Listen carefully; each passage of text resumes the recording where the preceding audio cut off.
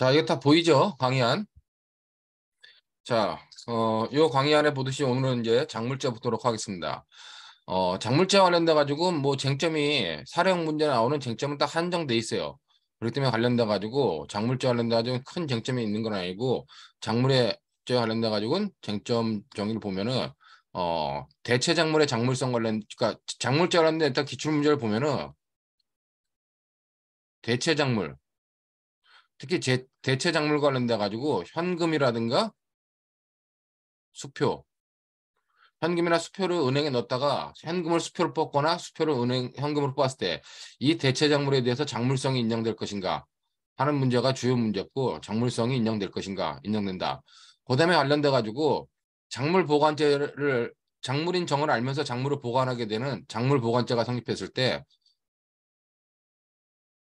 작물 보관자가 그 작물을 뭐 처분하는 경우 이 경우에 작물 보관제 이외에 횡령죄가 성립할 것이냐. 횡령죄는 독자적으로 성립하지 않는다. 왜? 횡령죄는 우리가 불가벌적 사후행위다. 사후행위다라고 보기 때문에 성립하지 않는다고 봅니다. 작물죄 관련된 쟁점을 보면 이렇게 두 가지가 사령 문제에 나올 수 있는 쟁점이고 주로 이 두 가지가 시험 문제에 나왔었다. 그렇게 여러분들이 받으면 될 것 같습니다. 그렇기 때문에 뭐 특별하게 어려운 건 없는 것 같아요. 그런데 관련된 것들 보면은 여기 보면 작물죄 개념으로 중요한 것 중에 하나가 자 여기 보면 참 재산 범죄로 인해 영득한 재물입니다. 재물이기 때문에 재물의 개념 관련돼 가지고 뭐 작물의 개념 관련돼 가지고 위법 상태에서 위법한 재산 상태가 계속 유지되어야 되냐, 유지설이냐, 위법 상태설이냐 관련돼 가지고 지금은 결합설의 입장에 따라 가지고 판단을 되기 때문에 뭐 사례형 문제에서 추구건설이라든가 유지 불법 상태 유지설이라든가 그런 것들은 큰 의미가 없어요.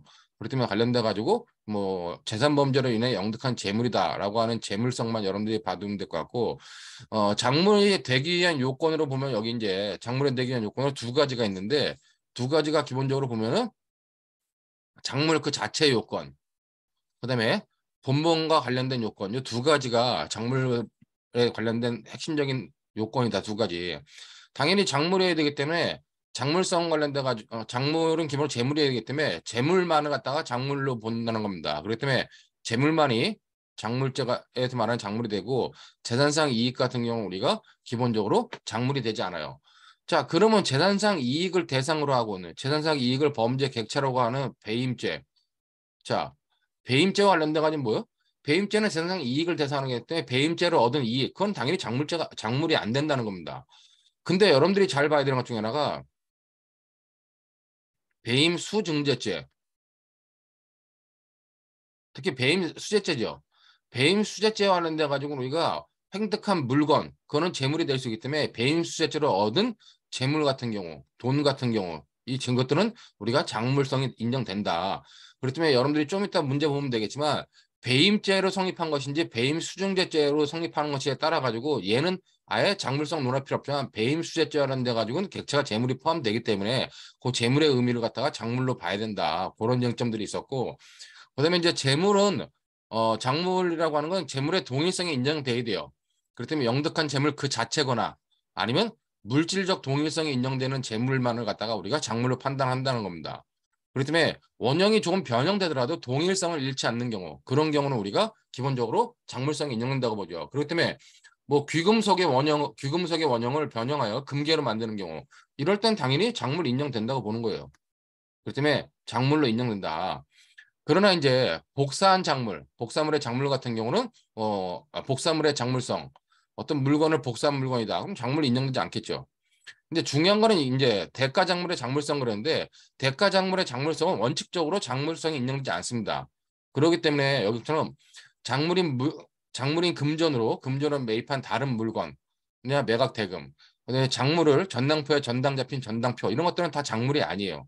근데 중요한 거는 대가 작물의 작물성은 원칙적으로 인정되지 않는데 예외적으로 인정될 수 있는 것이 중요한 것이 뭐냐? 바로 환전통화의 작물성이라는 겁니다. 즉 환전통화와 관련돼 가지고 현금을 현금을 은행에 넣었다가 수표를 찾거나 아니면은 수표를 은행에 넣었다가 다시 현금을 찾는 경우 이와 관련돼 가지고 우리가 대체 작물이라 할지라도 작물성을 인정한다.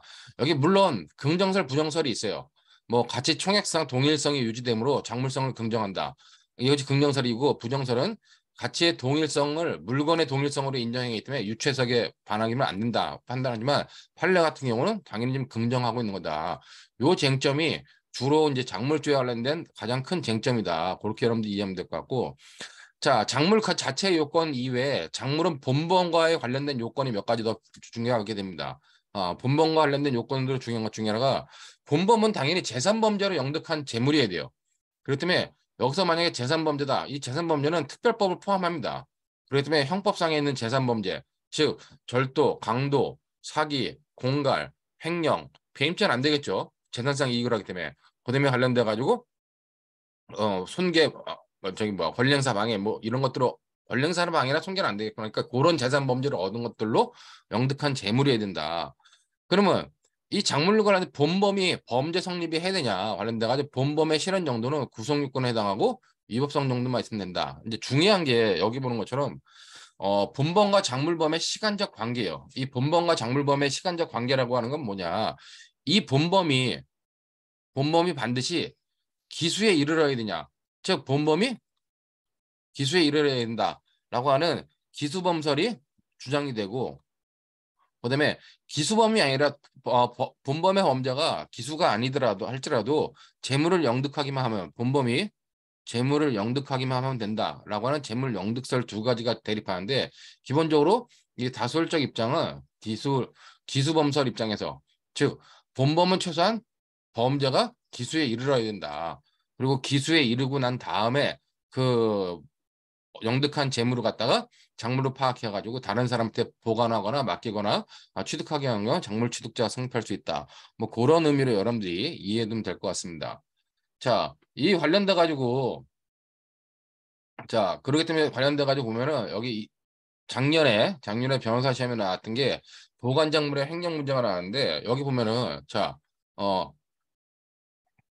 갑은 여기 보면 갑은 B에게서 수표로 받은 잔액 1,000만 원을 그 정을 알고 있는 을에게 보관해달라고 부탁했어요. 자, 근데 이 잔액 1,000만 원이 뭐냐? 이 잔액 1,000만 원은 기본적으로 횡령죄로 얻은 금액이죠.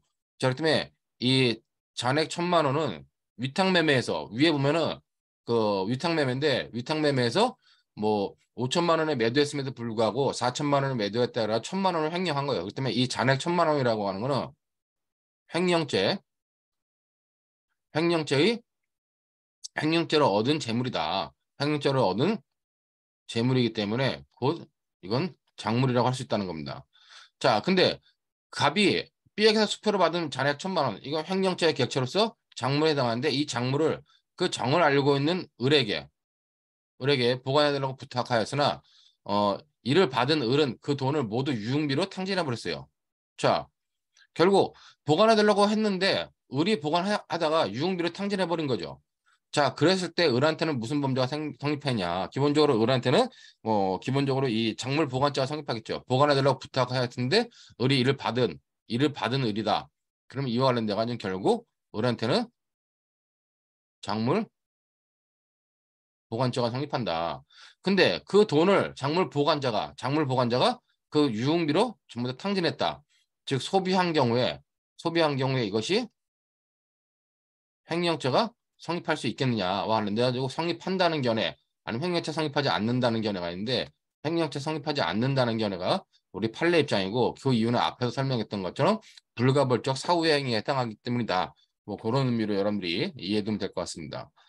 이것이 이제 21년도 작년에 나왔던 문제고 그다음에 19년도 8회 시험에 나왔던 문제는 자 갑이 갑이 을에게 채무변제 독촉하면서 뭐 이러한 행위들을 너 혼자 몰래 A의 집에 들어가 A의 도자기를 훔쳐 팔아가지고 나에게 변제하라.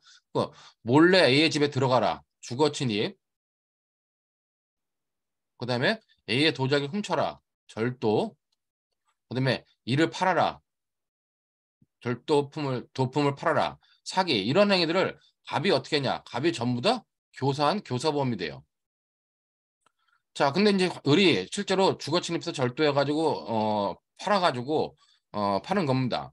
그러니까 파는 거 관련돼 가지고 을은 을은 결국 B를 기망하여 도자기를 1억 원에 판매하고 자신의 목 5천만 원을 은행에 별도의 계좌를 개설해 예금해뒀다. 그 며칠 후 전액을 수표로 인출하여 정을 알고 있는 갑에게 채무 변제금 명목으로 지급했어요.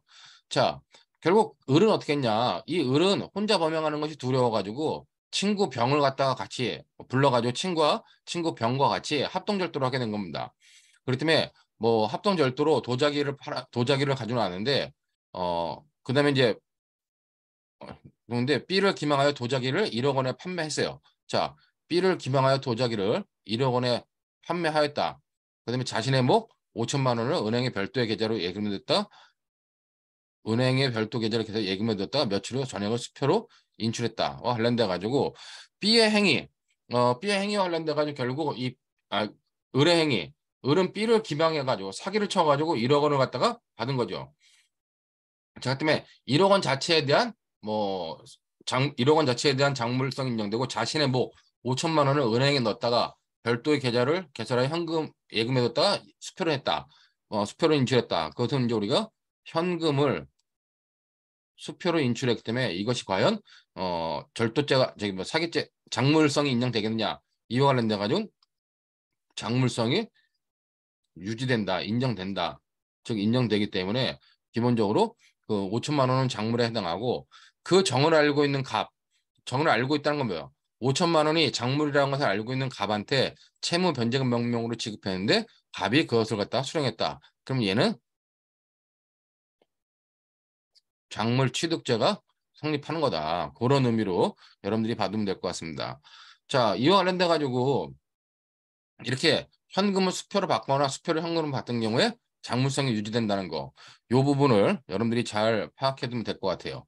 뭐 크게 어려운 부분은 아니고 근데 17년도 6회 변호사 시험 관련돼 가지고 이 아파트 입주회 회장 갑이 행위를 보면은 갑의 행위는 쭉 읽어보면은 결국 입주자 대표 회장으로서 하지 말아야 될 일을 하는 즉 업무상 배임죄를 저지르고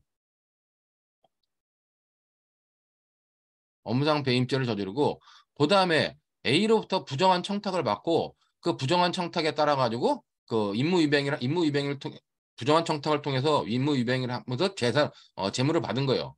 그 때문에 얘는 기본적으로 배임 증여죄도 성립한다. 그렇기 때문에 관련돼 가지고 뭐 리베이트 제공을 받기로 했는데 이 갑이 어떻게 했냐? 갑이 결국 공사 계약금을 A에게 선급금 1,000만 원을 지급하였고 다음날 A는 100만 원권 자기합수표 5장을 갑에게 리베이트로 건너줬어요. 그럼 여기서 말하는 자기합수표 5장이 뭐냐? 리베이트로 건너준 자기합수표 5장 이것이 배임 증제죄로 얻은 배임 증제죄를 얻은 작물에 해당한다는 겁니다. 자, 이거를 시험 문제 내봤더니만 형정연 수업할 때 내봤더니만 학생들이 이 갑의 죄책에 대해서 이 배임 증제죄가 성립한다는 걸 자꾸 모르고 이 업무상 배임죄로만 논하다 보니까 배임죄는 재산상의 이익인데 이걸 작물로 봐야 되나? 이걸 작물로 어떻게 봐야 되지? 막 고민하는 학생들이 있어요. 의외로 이거 많아 학생들이. 근데 여러분들이 이 갑의 행위는 업무상 배임죄, 재산상 이익을 객체로 하는 업무상 배임죄 이외에 재물과 재산상 이익을 객체로 하는 배임 증제죄도 같이 성립한다. 그렇기 때문에 이 수표로 받은 자기합 수표 5장은 배임 증제죄를 얻은 작물에 해당한다는 거예요. 자, 근데 문제는 뭐냐? 문제는 이와 관련돼 가지고 갑은 뭐 자신의 컴퓨터에 내용을 하고 이 갑이 어떻게 했냐? 갑은 위 500만 원을 은행에 예금하고 며칠이 지난 뒤 다시 현금 500만 원을 인출했어요. 자, 은행에다가 넣었다가 다시 현찰 뽑았다. 근데 그중 300만 원을 그 돈의 출처를 알고 있는 친구 병에게 주면서 종이에 잘 보관하라고 부탁했다는 겁니다. 자, 돈의 출처를 알고 있다. 리베이트 받는 돈이라는 걸 알고 있는 친구 병 뭐예요? 병은 결국 작물이라는 걸 알았기 때문에 잘 보관하라고 부탁하고 관련돼 가지고 이 병이 보관을 했다. 그렇기 때문에 병한테는 우리가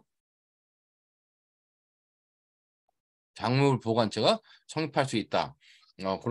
그런 의미로 여러분들이 관련된 내용을 보면 될 것 같습니다. 그렇기 때문에 뒤에 내용을 보더라도 자 병은 작물보관죄의 성립 여부가 문제되는데 이와 관해서는 갑이 A로부터 받은 자기합수표 5장을 받은 5장 자기합수표 5장으로 받은 500만 원이 작물인지 여부. 즉 핵심적인 쟁점은 500만 원이 작물이 될 것인지. 그다음에 이걸 은행에 입금했다가 현금으로 인출한 300만 원에 대해서 작물성이 인정되는지. 이것이 핵심적인 쟁점이라는 거죠. 그렇기 때문에 관련돼 가지고 뭐 이 문문 작물 보관죄 관련돼 가지고 여기서 중요한 거는 갑이 갑이 A로부터 받은 100만 원 자기합수표 5장은 뭐다? 자기합수표 5장은 여기 보는 것처럼 배임 수재죄로 영득한 재물에 해당한다. 그러므로 작물에 해당한다. 그럼 관련돼 가지고 500만 원을 인출했다가 현금했다가 넣은 것 관련돼 가지고 금전의 경우 대체 작물의 작물성이 인정될 것이냐? 판례는 긍정하는 입장이다. 그렇기 때문에 당연히 그 경우에는 우리가 인정된다. 그렇게 여러분들이 이해하면 될 것 같습니다. 그렇기 때문에 이제 그 핵심적인 쟁점이고 거기 관련돼 가지고 역시 뭐 판례 사안도 똑같죠. 어, 판례도 여기 보면은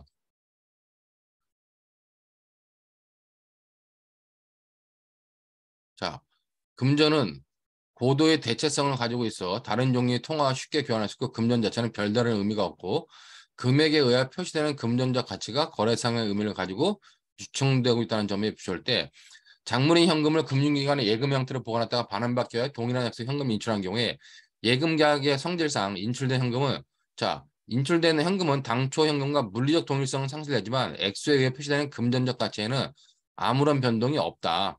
그러므로 작물로서의 성질은 그대로 유지된다. 요 핵심적인 판례 입장에 따라 가지고 여러분들이 대체 작물 중에서도 금전이나 수표에 대한 대체 작물성은 인정된다. 그런 의미로 여러분들이 받으면 될 것 같습니다. 그렇기 때문에 뭐 크게 어려운 문제는 아니다. 그다음에 관련돼 가지고 뭐 10년도 모의 시험에 관련된 건데 모의 시험에 제 3회 모의 시험에 났던 건데 이거는 여기 보는 것처럼 자 갑은 훔친 보석을 친구 병에게 모든 사정을 말하면서 보관시켰어요.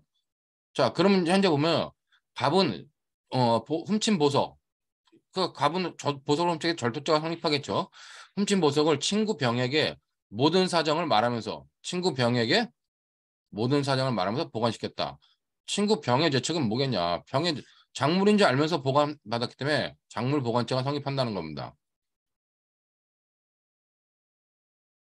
작물 보관죄가 성립하고 병은 보석을 보관하더니 마음이 바뀌어 그중 사파이어 반지를 팔아버리기로 마음먹고 보석에 관심이 많은 B에게 매수를 권유하자 B가 동의하여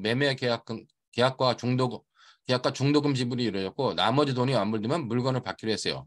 자, 결국 병은 작물 보관죄가 성립되던 중에 결국 이 병이 어떻게 했냐? 처분행위를 한 거죠.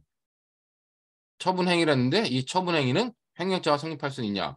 처분행위와 관련돼서 얘는 횡령죄가 성립하지 않는다. 자, 근데 이제 문제는 여기 관련돼 가지고 이렇게 얘가 병이 한 게 어떻게 했냐? 자, 어, B에게 매수를 권유하고 B에게 매수를 권유하자 B가 동의하여 매매 계약금과 중도금 지불이 이루어졌는데 완부를 받지 못했어요. 근데 다시 이 사실한 C가 병을 찾아가 사파이어 반지를 자신에게 팔 것을 요구하자 병은 C에게 반지를 팔아버렸습니다. 자, 이 부분이 뭐예요? 이 부분이 바로 동산의 이중매매죠. 동산의 이중매매이기 때문에 동산 이중매매와 관련돼 가지고 이거는 이제 관련돼 가지고 배임죄가 성립하지 않는다. 뭐 그런 의미로 여러분들이 받으면 될 것 같습니다. 그렇기 때문에 사파이어 반지와 관련된 병의 제척 관련돼 가지고 작물 보관죄가 성립하겠느냐 관련돼 가지고 당연히 작물 보관죄가 성립합니다. 처분권을 취득한 것이 아니므로 취득죄가 아니라 당연히 작물 보관죄가 성립한다. 그러면 이제 작물을 보관한 자가 작물을 임의로 처분한 경우 그 작물을 임의로 처분한 경우에 별도의 횡령죄가 성립할 수 있겠느냐와 관련돼 가지고 학설을 보면 횡령죄 성립을 부정하는 견해, 횡령죄 성립을 긍정하는 견해. 그다음에 뭐 이렇게 보는데 판례 입장은 뭐냐? 판례 입장은 불가벌적 사후행위에 불과하여 별도 횡령죄가 성립하지 않는다는 입장이에요. 그렇기 때문에 판례 입장에 따르면은 작물 보관자가 작물을 처분하더라도 횡령죄는 따로 성립하지 않는다. 왜? 그건 불가벌적 사후행위에 불과하기 때문이다. 근데 이제 학살 같은 경우는 이렇게 부정하는 견해, 뭐 긍정하는 견해가 있는데 여기 부정하는 견해, 긍정하는 견해는 불법 원인 급여이다 아니다라고 판단하는데 우리 판례는 불법 원인 급여를 보는 것은 아니고 그냥 이렇게 불가벌적 사후행위에 해당한다라는 의미로 보기 때문에 그와 관련된 내용들을 여러분들이 좀 생각을 해두면 될 것 같습니다. 자, 그다음에 이제 뭐 관련돼 가지고 작물 보관자가 성립한 이상 항상 성립하지 않는다. 그러면 이제 B와 C에 대한 사기죄도 문제되죠. 왜냐면은 병은 현재 도품을 절도로 얻은 물건을 B와 C한테 팔라 그랬기 때문에 이거는 각각 뭐다? B에 대한 사기죄, C에 대한 사기죄가 성립한다. 그다음에 이제 이중매매와 관련돼 가지고 반제 이중매매, 반제라고 하는 건 동산이기 때문에 결국 동산의 이중매매와 관련돼 가지고 횡령죄 성립하냐? 당연히 횡령죄 성립하지 않죠. 그러면 이제 관련돼 가지고 배임죄를 성립하느냐? 배임죄가 성립하지 않는다. 그렇기 때문에 그런 의미로 여러분들이 관련된 내용들을 보면 될 것 같습니다. 그렇기 때문에 관련돼 가지고 여기 보면 뭐 당연히 횡령죄 성립하지 않고 배임죄 성립 여부와 관련돼 가지고 우리가 기본적으로 논하고 있는데 학설은 긍정설 부정설 있지만 판례는 당연히 성립하지 않는다. 배임죄 성립하지 않는다 보죠. 자, 그렇기 때문에 여러분들이 내가 그 배임죄 설명할 때도 봤지만 올해 2022년도 6월에 나왔던 전원합체 판결에서 그 여태까지의 횡령죄, 배임죄 변화를 쭉 설명하고 있는데 여러분들이 보면은 자, 이제는 뭐다? 대물변제 예약 관련돼 가지고 대물변제 예약, 동산의 이중매매, 자, 그다음에 이중저당, 그다음에 이제 뭐 이중저당, 그다음에 이제 채권 양도, 채권 양도 담보, 그다음에 등기 등록된 동산, 등기 등록된 동산의 이중매매. 뭐 이런 것이 전부 다 뭐가요? 다 전부 다 지금 배임자가 성립하지 않는다고 보죠. 배임자가 성립하지 않는다. 배임자가 성립하지 않는 이유는 뭐다? 우리가 일반적으로 여러분들이 꼭 요 반언을 기억해야 되는 게 통상의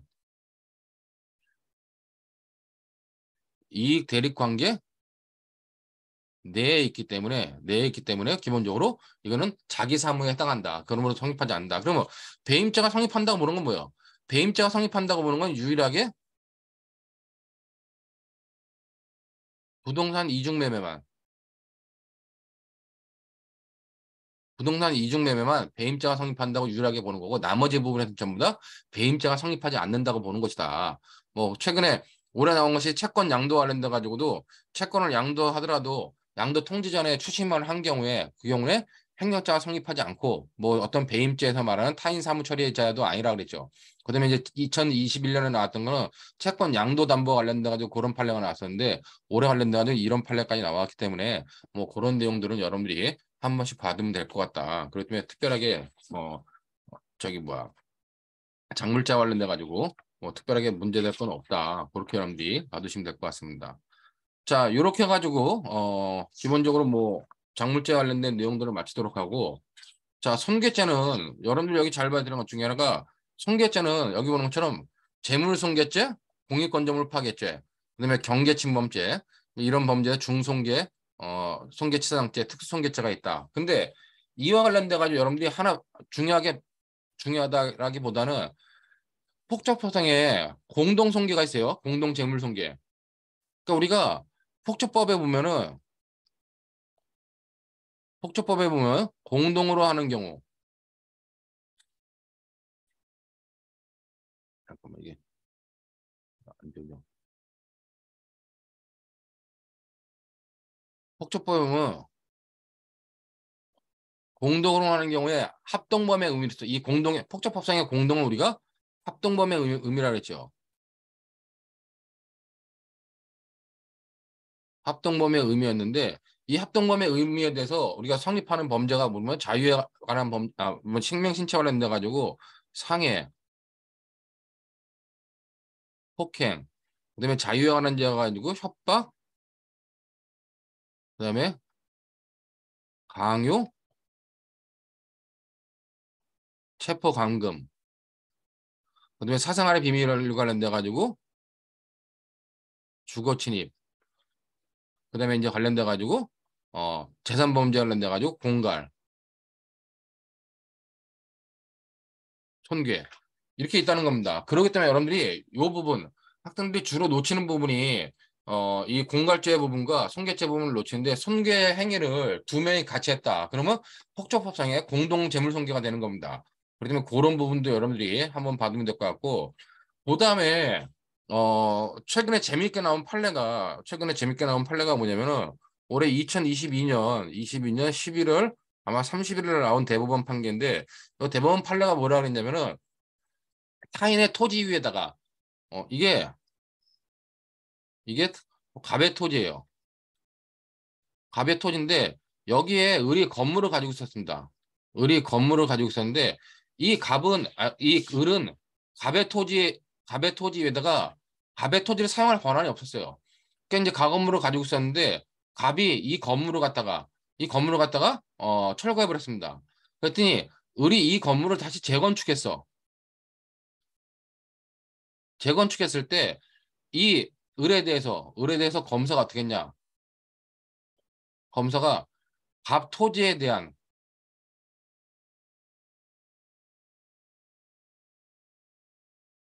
손괴죄로 기소했습니다. 자, 검사가 이 을을 갑 토지에 대한 손괴죄, 갑의 토지를 사용하지 못하게 한 것에 대해서 이것을 갑 토지에 대한 손괴죄로 기소했는데 공소제기했는데 이에 대해서 대법원 판례가 뭐라 했냐? 이 을은 갑의 토지를 효용에 따라 그냥 사용한 거다. 그러므로 이 자체는 손괴죄는 아니다라고 본 거예요. 이게 이제 지난달 30일쯤 나온 판례이기 때문에 이런 판례도 하나 나왔기 때문에 손괴죄 관련돼가지고 객관식용으로 이런 판례들도 여러분들이 하나 좀 주의 있게 봐야 될 거다라고 판단이 됩니다. 뭐 이런 의미로서 여러분들이 뭐 손괴죄 보면 될 것 같고 그다음에 이제 마지막으로 이제 재산범죄에서 권리행사 방해죄가 있는데 권리행사 방해죄는 중요한 거는 그 물건의 소유자가 즉 권리행사 타인의 점유 또는 권리의 목적이 된 자기 물건 여기 보는 것처럼 타인의 점유 또는 권리의 목적이 된 자기 물건에 대한 타인의 권리 행사를 방해하는 경우에 성립하는 문제가 권리 행사 방해죄예요. 그다음에 이제 공권력에 의한 강제 집행을 면탈을 목적으로 채권자를 해양으로 내용하는 겁니다. 이건 강제 집행 면탈죄죠.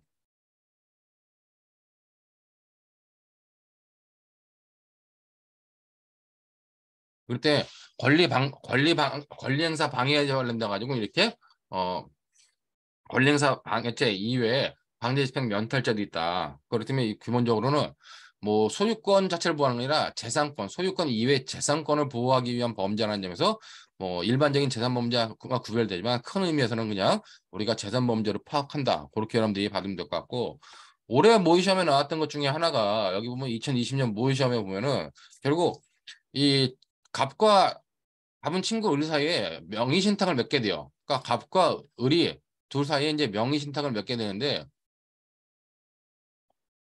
명의 신탁을 맺게 돼가지고 이제 을이 계약 명의 신탁으로 어떤 부동산을 갖다가 이제 소유하게 됩니다. 자, 근데 이제 이 명의 신탁은 뭐예요? 명의 신탁은 기본적으로 이제는 부동산 실명법에 의해서 이 부실법에 의해서 이 명의 신탁 약정은 뭐다? 부동산 실명법에서 무효가 된다는 겁니다. 그럼 현재 을 명의로 등기가 되어 있기 때문에 을이 소유자가 된다는 겁니다. 자, 이제 관련돼 가지고 건물을 매수해 가지고 건물 전체를 A에게 식당으로 임대했어요. 자, 이런 상태에서 어떻게 했냐? 갑은 A가 A한테 이제 식당으로 임대해 줬는데 실질적으로는 갑이 주인이죠. 을은 등기 명의자일 뿐이고. 그러니까 갑은 A가 장기간 월세를 미납한 사실을 알고 화가 나 을에게 어떻게 했냐? 갑이 이제 을에게 그 건물의 매수 당시부터 출입문 위에 설치됐던 샹들리에를 깨버리다. 자, 매수 당시부터 출입문 위에 설치되었던 샹들리에를 깨버리고 식당 출입문을 자물쇠로 채워가지고 A가 식당 영업을 못하게 하라고 시켰어요. 자, 갑이 이렇게 시켰더니만 을이 어떻게 했냐? 을은 갑이 시키는 대로 실행을 했다는 겁니다. 이로 인해 A는 일주일 동안 식당 영업을 하지 못하게 됐다. 관련돼 가지고 어떤 범죄가 성립할 것이냐. 자, 건물 매수 당시부터 출입문 위에 걸려있던 샹들리에, 이 샹들리에는 결국 누구 소유예요? 이 샹들리에는 결국 건물의 등기 명의자, 건물의 등기 명의자 소유라는 얘기입니다. 즉 등기 명의자 누구야 지금요? 을이잖아. 자, 을이 이 물건을 부셔버렸어요. 왜? A가 사용하지 못하도록. 그렇기 때문에 타인 권리의 목적이 된 자신의 물건을 갖다가 부셔버리는 거기 때문에 이 자체가 바로 권리행사 방해가 된다. 그다음에 이제 식당 출입문을 자물쇠로 잠갔다. 이 자물쇠로 잠궈가지고 영업 못하겠다. 이거는 이제 업무 방해죠. 식당이라고 하는 업무를 방해하는데 이게 이제 위계에 의한 거냐 위력에 의한 거냐 봤을 때 자물쇠로 잠그는 정도는 위력에 의한 위력에 의한 업무 방해가 된다. 그 정도의 의미를 여러분들이 이해하면 될 것 같습니다. 그렇기 때문에 핵심적인 쟁점은 여기서 결국 누가 범죄 행위를 했느냐. 이제 갑이 이렇게 시켰다 할지라도 의리했잖아요.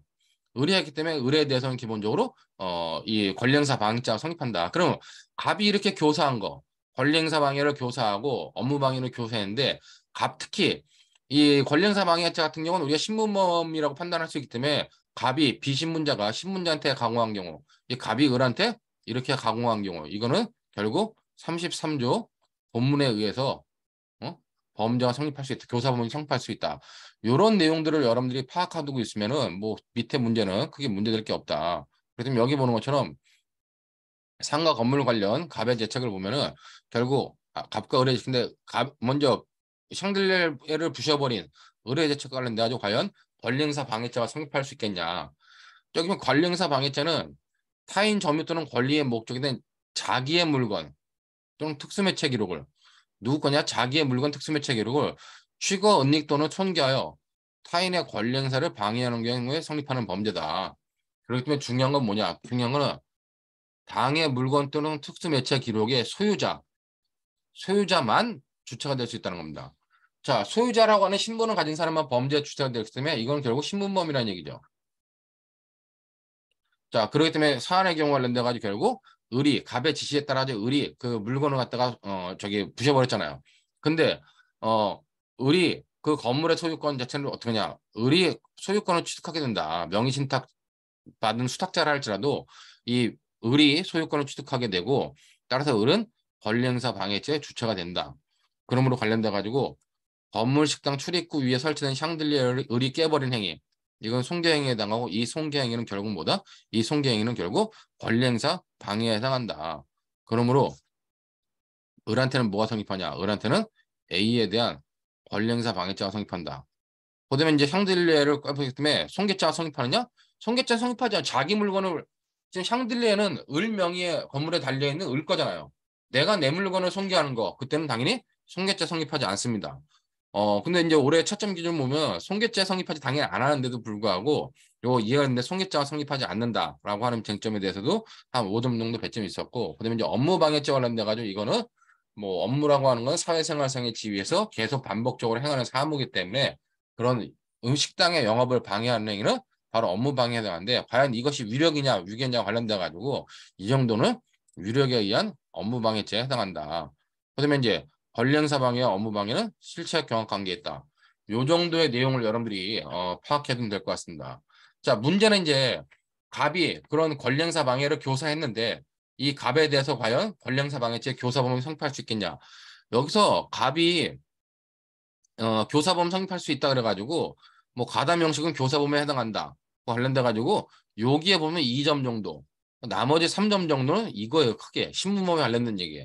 그렇기 때문에 갑한테 그냥 권리행사 방해죄 교사범이 성립한다고 쓴 답안지가 있었다 만약에 그러면 1점 내지 2점밖에 안 줍니다. 근데 그거 왜 교사범이 성립할 수 있는지 즉 여기 보는 것처럼 기본적으로 권리행사 방해죄는 이 권리행사 방해죄는 물건의 소유자만이 범행 주체가 될 수 있으므로 진정신문범으로 해석해야 된다. 따라서 33조 본문에 따라 가지고 권리행사 방해죄 교사범위 성립할 수 있다. 이런 내용을 언급한 경우가 제대로 된 답안지로서 제대로 된 점수를 받을 수 있다. 그러면 업무방해죄 교사범 업무방해죄는 1번 범위이기 때문에 뭐 교사범 성립할 수 있다. 뭐 이런 내용들을 쭉 정리해 두면 될 것 같습니다. 자, 그다음에 이제 제일 중요한 게 여기는 제가 이제 앞부분에 우리가 이제 강의실에서 수업할 때 설명했던 건데 21년 모의시험 1차에 나왔던 거 이거 배임죄에 대해서 479페이지에서 설명했어요. 자, 그렇기 때문에 요거는 굉장히 중요한 판례이기 때문에 중요한 문제이기 때문에 여러분들이 잘 봐두라는 겁니다. 과거에 지금 관련돼 가지고 아까 앞에 배임죄 성립하지 않는다 그랬죠. 대부분 다. 배임죄 성립하지 않는 것 중에 대표적인 게 뭐냐? 대표적인 게 채무자가 담보로 제공한 담보물의 유지 보수 의무. 유지 보수 의무? 이거는 뭐다? 채무자가 담보물로 제공한 담보물의 유지 보수 의무 이건 전부 다 자기 사무란 얘기예요. 자기 사무이기 때문에 인제는 뭐다? 이 자기 사무에 되기 때문에 채무자가 담보물을 유지하지 않고 처분하거나 담보물을 갖다 멸실시켰다 할지라도 자기 사무에 해당하기 때문에 배임자가 성립하지 않는다는 겁니다. 자, 근데 이 배임자가 성립하지 않는다 그러면 채무자가 담보물을 멸실시키거나 훼손시켰을 때 그 자체는 아무 범죄가 아니냐. 배임자가 성립하지 않지만 이 경우에 관련돼 가지고 이제는 우리가 이 말은 권리행사 방해죄로 처벌할 수 있다는 거죠. 그렇기 때문에 채무자가 담보로 제공한 물건, 자기가 담보로 제공한 물건에 대해서 기본적으로 소멸시키거나 은닉하거나 훼손시켰다. 손괴, 은닉, 그다음에 효용을 했다. 그러면 그 자체는 뭐다? 그 자체는 권리행사 방해죄의 대상이 될 수 있기 때문에 우리가 옛날에 이게 담보물의 가치를 손상시키는 것을 배임죄로 처벌하던 것이 이제는 권리행사 방해죄로 처벌할 수밖에 없다. 그러니까 유일하게 법적으로 처벌할 수 있는 부분이 바로 이 길이라는 겁니다. 그렇기 때문에 관련돼 가지고 요 배임죄 관련된 케이스와 관련돼 가지고 여러분들이 이 권리행사 방해죄로 처벌할 수 있다는 거, 요 쟁점을 반드시 놓치지 말아야 된다라고 판단이 됩니다. 자, 그다음에 강제집행 면탈죄는 뭐 객관식 용어로 시험에 쭉 나왔었는데 주관식 용어는 거의 안 나왔었어요. 근데 이제 작년 재작년에 이 강제집행 면탈죄가 뭐 시험 문제로 한번 나왔던 경우가 있었습니다. 이제 관련돼 가지고 이제 사례 1, 2가 있는데 사례 1은 뭐 정통 저기 뭐야 사이버 명예훼손죄와 관련된 명예훼손에 관련된 내용이고 자, 이제 을은 어떻게 했냐? 을은 이제 감녀하고 이혼 소송 중이에요. 그러니까 감녀가 이혼 소송을 제기하자 그 감녀 몰래 마련한 오피스텔에 대해서 재산 분할을 당할 것이 염려됐습니다. 즉 이혼을 하게 되면 재산 분할을 하게 되니까 자기가 이제 자기 부인 몰래 가지고 있던 오피스텔에 대해서도 재산 분할을 할 것이 우려돼 가지고 평소 신뢰하던 고교 동창생 정에게 1억 원을 빌린 것처럼 차용 증서를 작성하면서 감녀에게 돈을 뺏기지 않게 하여 금전 차용을 담보하기 위한 소유권 이전 청구권 보전 가등기를 하고자 하니 인감 도장을 빌려달라고 했어요.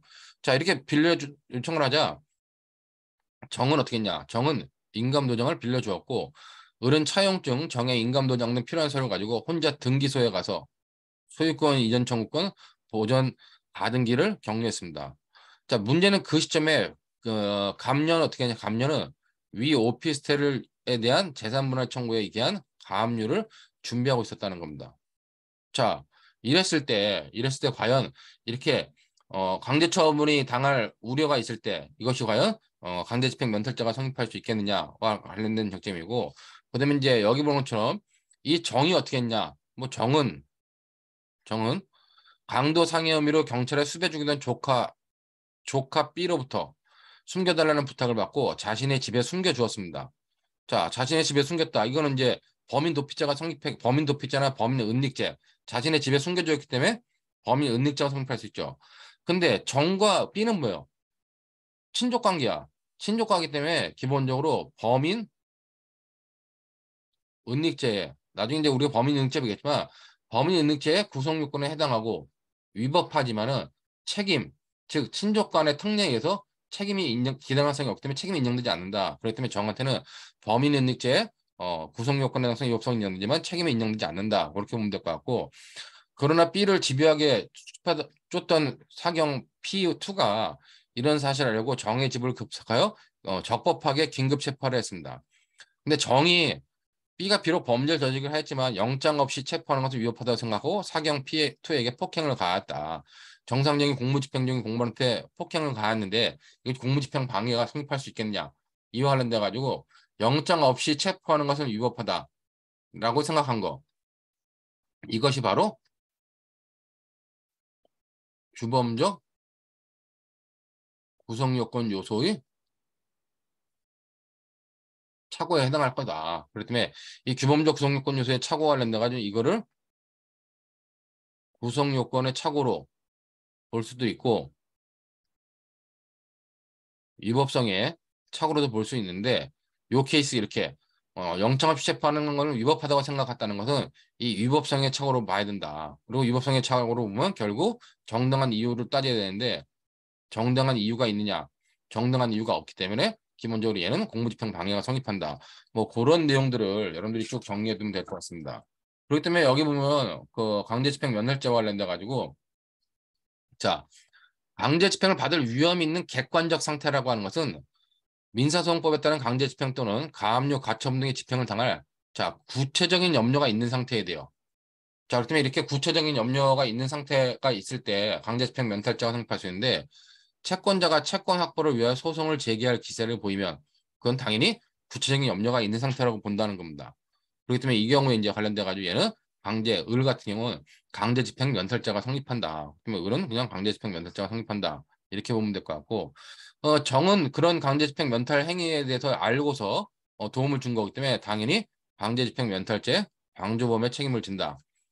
그다음에 이제 정의 대책 관련돼 가지고 우리가 뒷부분에 보겠지만 범인 은닉죄가 해당하느냐 관련돼 가지고 자 범인 은닉죄 구성 요건에 해당하고 위법성이 인정되지만 책임이 인정되지 않는다. 왜냐면 이거는 정과 그 조카 관계라고 하는 친족 관계에 있기 때문에 그 정의 행위와 관련돼 가지고 정과 아까 정과 B였나요?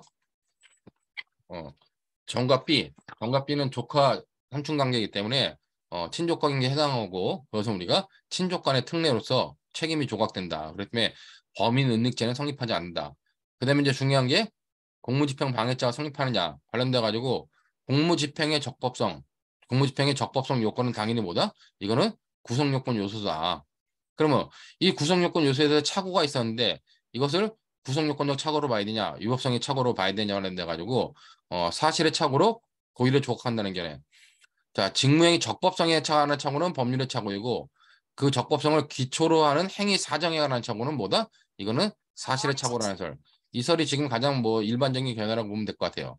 그렇기 때문에 아까 적법성에 관한 착오는 법률의 착오이고 적법성을 기초로 하는 행위 사정에 관련된 착오는 사실의 착오라 보기 때문에 영장이 없는 채권은 무조건 위법하다고 평가하는 건 적법성에 관련된 착오고 비록 구성요건 요소에 관한 착오라도 이 법률의 착오, 위법성의 착오로 볼 수밖에 없다는 겁니다. 그렇기 때문에 관련돼 가지고 결국 공무집행 방해죄 죄책을 진다. 그런 의미로 여러분들이 요 내용들을 이해하면 될 것 같습니다. 자, 이렇게 가지고 우리가 이제 재산범죄와 관련된 나머지 부분들, 작물죄, 손괴죄, 권리행사 방해죄와 관련된 부분들을 모두 마치도록 하겠습니다.